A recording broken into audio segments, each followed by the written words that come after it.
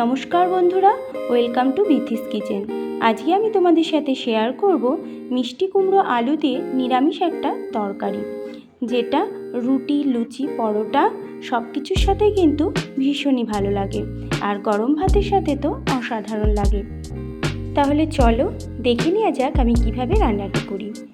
রান্নাটি করার জন্য এখানে আমি নিয়ে নিয়েছি মিষ্টি কুমড়ো। মিষ্টি কুমড়োটাকে আমি খোসা ছাড়িয়ে ডুমো ডুমো করে কেটে নিয়েছি।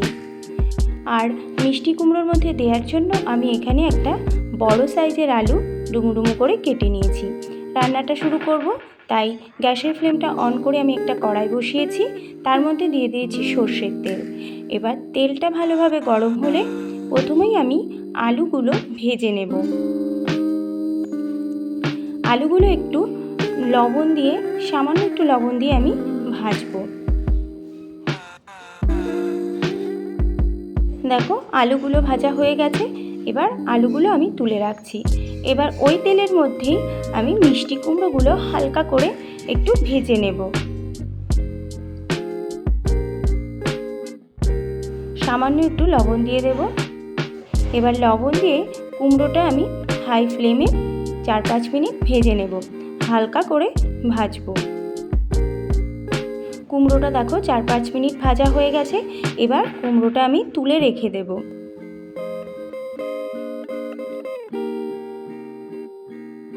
কুমড়োটা তুলে নেওয়া হয়ে গেছে। এবার কড়াইতে আবারও সামান্য একটু তেল দিয়ে দেব।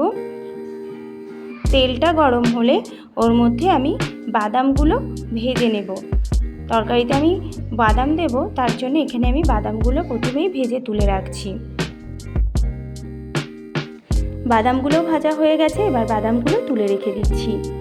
এবার ওই তেলের মধ্যে আমি ফোড়নে দিয়ে দিচ্ছি একটা তেজপাতা, শুকনো লঙ্কা আর 5 ফোড়ন, আর দিচ্ছি সামান্য একটু হিং।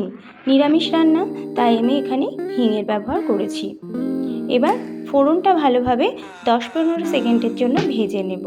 তারপরে এর মধ্যে আমি দিয়ে দিলাম আদা আর লঙ্কার পেস্ট।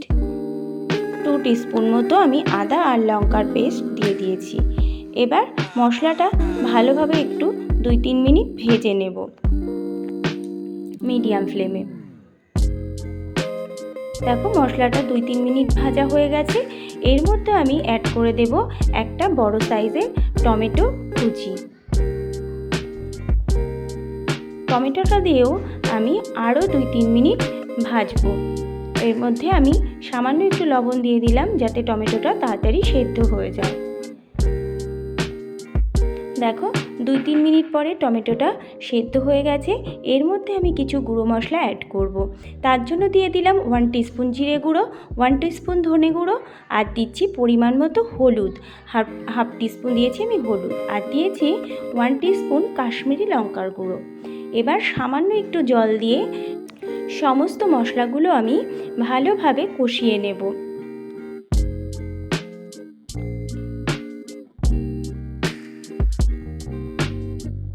দেখো মশলাটা আমার খুব ভালোভাবে কষানো হয়ে গেছে, আর মশলাটা থেকে তেল ছেড়ে দিয়েছে।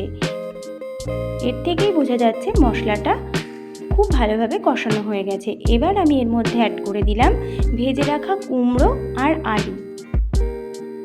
এবার কুমড়ো আর আলুগুলো মশলার সাথে ভালো করে মিশিয়ে নেব।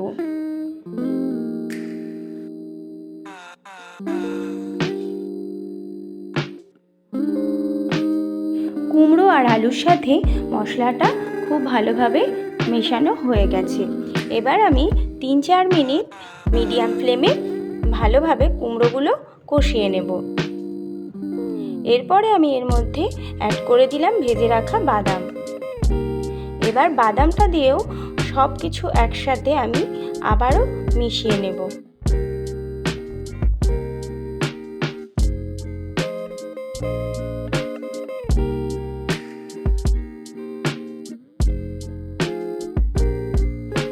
দেখো এই সময় আমি এর মধ্যে অ্যাড করে দিচ্ছি পরিমাণ মতো লবণ। এবার লবণটা দিয়েও খুব ভালোভাবে আবারও সব কিছু একসাথে মিশিয়ে নেব। তারপরে এর মধ্যে আমি অ্যাড করে দেব পরিমাণ মতো জল। এখানে আমি খুব বেশি জল ব্যবহার করব না, এই রান্নাটা একটু মাখা মাখা হবে, ওর জন্য আমি এখানে খুব বেশি জলের ব্যবহার করব না। জলটা বুঝে তোমরা ব্যবহার করবে, যেহেতু কুমড়োগুলো এখানে নরম হয়ে গেছে, তাই বেশি জলের ব্যবহার না করলেও হবে। এবার দেখো 5 মিনিটের জন্য আমি এখানে মিডিয়াম ফ্লেমে ঢেকে রাখবো। দেখো 5 মিনিট পরে সব রান্নাটা কিন্তু আমার প্রায় হয়ে গেছে, কুমড়ো আলু সব কিছুই সেদ্ধ হয়ে গেছে। এবার আমি আরও 2-3 মিনিট একটু ফুটিয়ে নেব। তারপরে এর মধ্যে আমি অ্যাড করে দেব পরিমাণ মতো চিনি। এখানে চিনির ব্যবহার অবশ্যই করতে হবে, যেহেতু এটা নিরামিষ রান্না আর এই রান্নাটা একটু মিষ্টি মিষ্টি হয়, তাই এখানে চিনির ব্যবহারটা অবশ্যই করতে হবে। দেখো চিনিটা দিয়েও আমি আবারও সব কিছু একসাথে মিশিয়ে নিলাম। এবার 2-3 মিনিট ফুটিয়ে নেওয়ার পরে এখানে আমি দিয়ে দিলাম চেরা কাঁচা লঙ্কা আর অ্যাড করে দিলাম এর মধ্যে 1/2 টিস্পুন গরম মশলার গুঁড়ো। এবার সব কিছু একসাথে আমি মিশিয়ে নিচ্ছি। রান্নাটা কিন্তু আমার একদম তৈরি হয়ে গেছে।